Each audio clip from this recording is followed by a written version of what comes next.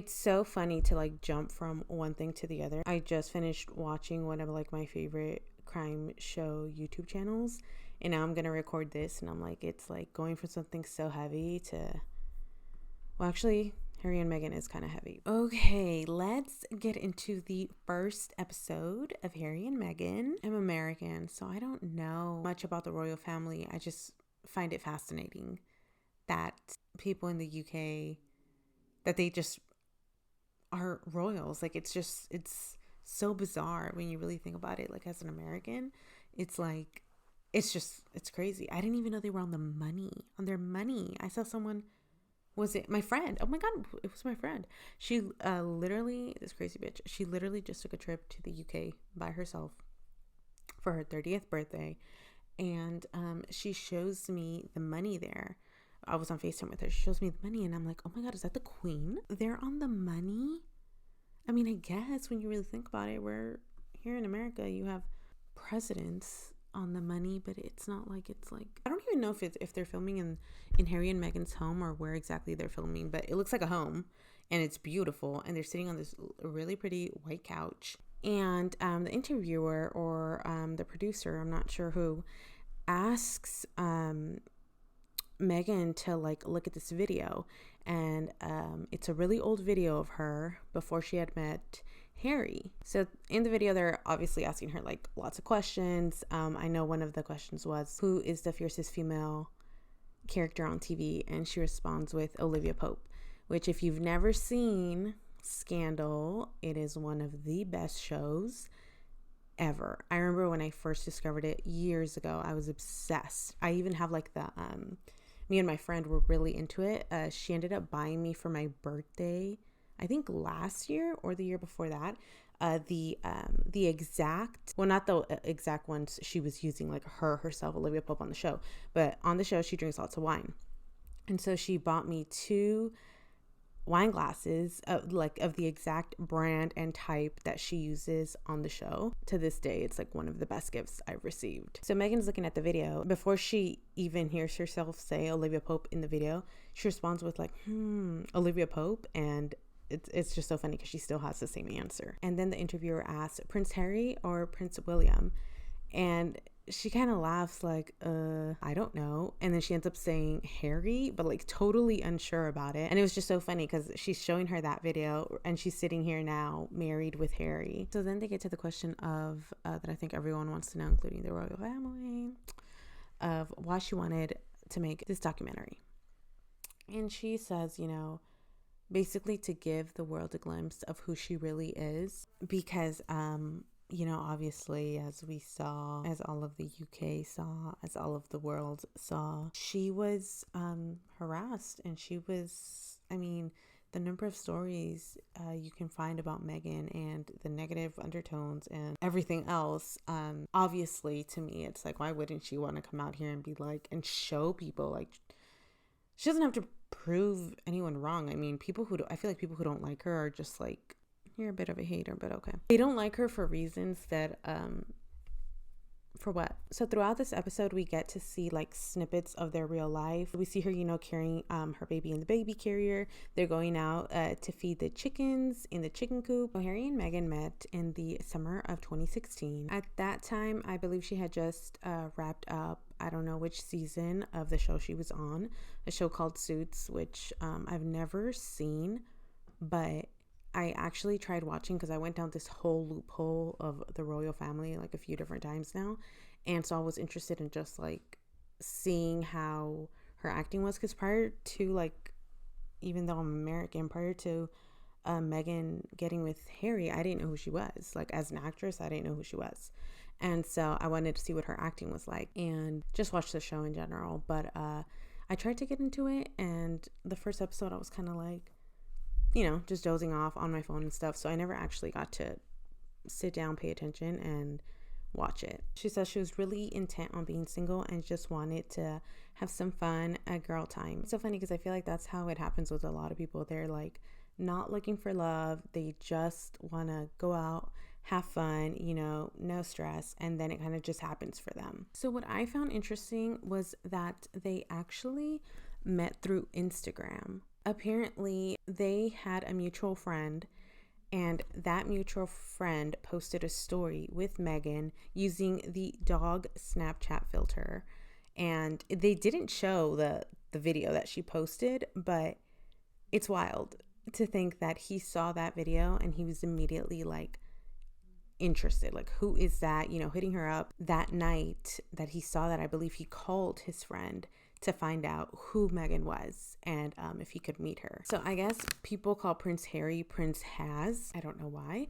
But I guess that mutual friend mentioned to Meghan, Prince Has saw the video of you and he called me and wants to meet you. And Meghan didn't even know who Prince Has was. So, and she said that instead of Googling him, she just looked through his Instagram feed and just saw a bunch. They like show his Instagram feed, and he had just a bunch of like pictures of animals, and just like really pretty, like professional photographer pictures. And I think that was enough to convince her to get his number and meet. And I guess when they first met, they went out for drinks. Which is, I don't know, it's just interesting, like the prince going out for drinks, even though he was seen as like, as we see later on, as like the party guy. Are royals allowed to drink? So apparently he was late, and that was already like a red flag to her, because she was like, okay, he doesn't even like care about being on time. And as soon as he walks in, he's like super flustered, his face is super red, and he's super apologetic. And she's like, oh, okay, never mind, that's not who you are. Apparently there was lots of traffic, but it's like, that's why you leave early. You have to account for traffic when you leave the house. I always do. She mentions that he had like a long extensive list of things that he needed, I guess, in a partner. And when the producer asks him, can you name what was on the list? Of course, he didn't want to do that. He touches on the fact that for so many people in his family, especially the men, there is like an urge to marry someone who fits the mold instead of marrying someone that you're destined to be with. And he says that's the difference between making decisions with your head and not your heart. And when he said that, I was like, so he's just going to take shots directly to his dad, because we all know that's what happened with King Charles, now Princess Diana and Queen Camilla. And I thought this part was so cute. He says that his mum, I love mum. I'm like, I'm going to start calling my mom mum. I mean, it's a British thing. I've heard it before, but it's just, I love the way these Brits talk. But he says his mom was certainly someone who made decisions with her heart, and he is definitely his mother's son. I was like, beautifully said, Harry, because we knew you're your mother's son. And then they start getting into like Princess Diana. Like they start showing old footage of her. They show when she comes out with now King Charles, and right after Harry's birth. And it's just like one of those things where I'm like, it's wild. I know she had, I think, some complications, so she didn't come out like as soon as they normally would or whatever, but it's wild that you like have to sit here and go through an intensive labor, and then you have to go out and smile. You're still bleeding, you're still like feeling all these things, you haven't even healed, and you have to go out and wave to everyone and smile with a baby in your arms. Like it's wild to me. So they show a lot of footage of like Diana interacting with both him and William, and I'm just like, oh my god, like I've seen like all of this footage before, because like I've said, I've gone down several, like every video there is like of the royals on YouTube I've probably watched, just because it's kind of fascinating. When talking about his mom, he says that he doesn't really have any early memories with her, and he feels like that's because he internally just blocked all of that out. And then he lightly touches on the effect that like the paparazzi has had on his life, his entire life. Says that he can't remember like a family vacation without being swarmed by paparazzi. And then there's this guy, and I'm not even sure who he was. I think he was like a journalist,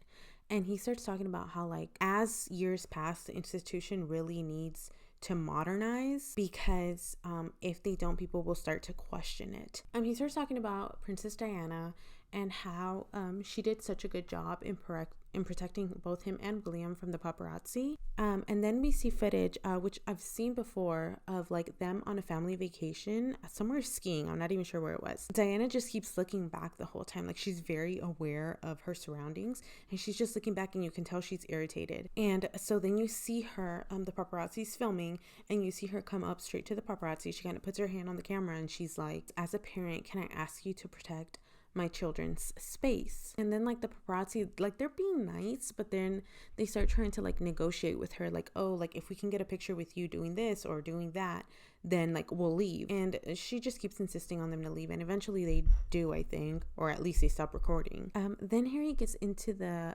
Panorama interview, which was that very like jarring like interview that she did right before she died. And she's basically like outing the institution. Like, she's speaking her truth, as Harry said. And I really like that video. Is kind of crazy to me, because when I watched it, I was like, oh my god, she is really like just telling it like it is. You know, she's not trying to say anything but the truth. It's also sad on one hand, because she was deceived into making that appearance or recording that interview. It's just crazy. I didn't really know the lengths that they went to like secure that interview. I actually watched it on The Crown. If you've never watched The Crown, it's on Netflix, and I actually didn't fully watch it. Like, I only watched the parts with like Diana. Like, I skipped, I think, the whole first season. I think Diana pops up in like the second or third, I can't remember. And that's when I really paid attention, because to be fair, I did try to pay attention from the very, very beginning, season 1, episode 1, and I was just like, I can't do it. And so I'm, you know, like, just to read and like see videos of Diana now, like, she was just a very interesting, lovable person. And so like the whole reason I even took any of these deep dives was like to go into the whole Princess Diana thing. But in that, in the Crown, they do show like the lengths that the people at Panorama went to like make her think that, you know, they made her think this whole situation that really wasn't true, to get her to kind of like agree to that interview, kind of. So it's a whole thing. I would recommend watching the show. The paparazzi and all of that, the craziness around everything is really what took Princess Diana's life. And he says that when Princess Diana and Prince Charles separated, that was when it really got worse for Diana. The moment that she left the institution, the moment that she separated from Charles, she was pretty much like on her own. And he goes into like the pain and suffering of women marrying into the institution. And it just like made him think, like, how will he ever find someone to share his life with that is also willing to put themselves through all of this and accept him with all of his baggage. He says that like every single girl that he dated, within like weeks or even months, they were, you know, on the front of the newspapers, their families were being harassed, and he was terrified that that would drive Meghan away. And so I think they decided to keep their relationship on the down low for as long as they could, because he didn't want her, I think, to get scared, you know, he wanted this time to kind of like peacefully get to know Meghan and who she really is. And I truly don't think they would have been able to do that had he just popped out with her right away. And then he said the cutest thing: so much of what Meghan is and how she is so similar to my mom. She has the same compassion, the same empathy, the same confidence, this warmth about her. And I was like, I knew that was why he loved Meghan, because she reminded him a lot of his mom.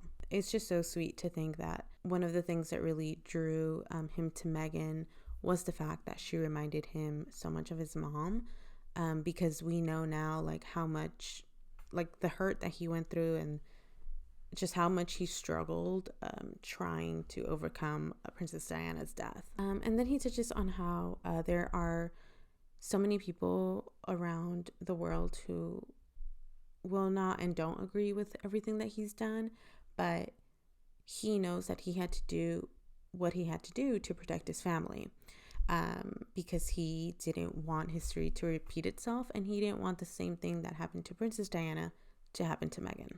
they show footage of the time around Princess Diana's death when she got into that car accident. And they cut to a clip of Diana's brother giving a speech, and he's blaming all the people, like all the blogs, people who went to the paparazzi, everyone who went to the extremes of trying to get an image of Princess Diana, and says that like they have blood on their hands. You know, Harry talks about how uncomfortable it was for him to like trying to grieve for his mom, but also having to go out there into the public and greet people and shake hands and put up like this strong face. And it's just like kind of messed up thing because he's so young. I mean, no one wants to do that, period, right? You lose a loved one, especially your mom. You don't want to have to go out there and have to like shake people's hands and accept all of these condolences and all of these things. You know, you probably just want to be left alone. You want to take a moment to feel how you feel.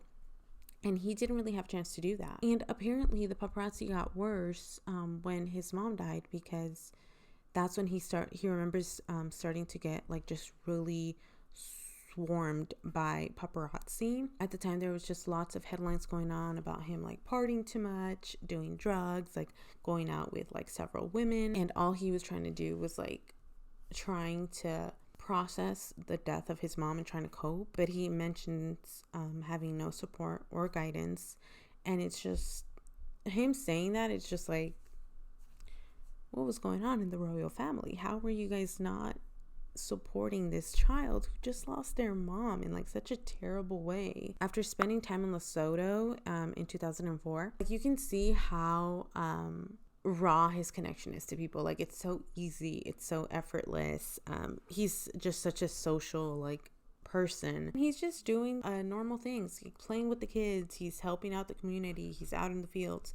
He's doing all these things that you would think that like someone as a prince wouldn't do. Lesotho gave him the space and just the freedom to just breathe, live, and grow. Then sometime in the summer of 2016, Harry is in Botswana, and him and Meghan just so happened to have like, I guess the same week off. And so he invites Meghan out to come basically live in a tent with him for I think 5 days. And that's really one of the big parts of how they got to know each other, because they didn't have any reception, they couldn't be on their cell phones. It was really just them two 24/7 for 5 days. So we see someone by the name of Robert Hazel, who's an author, and he says he talks about like regular normal people look at the royal family and they think like, wow, they have the best life. You know, they're obviously rich, they have servants, they live in a palace. Like life is just like it for them. Which facts, right? You would think that living in the royal family is like this amazing, beautiful thing. But in his perspective, he's like, they don't have like any of the basic freedoms that like regular people have. You know, they can't choose their careers, they can't choose their religion, they can't even really choose who they marry. I mean, they can try, but then you still have to get like the queen's approval. Throughout this whole thing, I'm just like, I could never be a royal. Like, I feel like as a teen, I rebelled because I was just like, you can't tell me what to do. You know, you can't tell me what to do. So I can't imagine having that be your whole life, like controlled. You're controlled. You know, you don't have any freedom. So before the news of Harry and Meghan dating broke, I guess they got a heads up, so they knew that the following day this was going to come out. And so apparently they were like, okay, so this is our last night, like before the world finds out, so let's just like make the most of it. And they went to a Halloween party, and I don't even remember what their costumes were, but Harry had like you couldn't even see his face at all. So like it was one of those things where they were able to just hang out and party and just wait for the world to go crazy, basically. So that's pretty much how the first episode wrapped. I haven't watched the second episode yet, or the third one. So I'll be doing a recap for the second and third episode as well. And I think that's the end of volume 1. And I don't know when the rest releases. I think it's like in a week or two or something like that.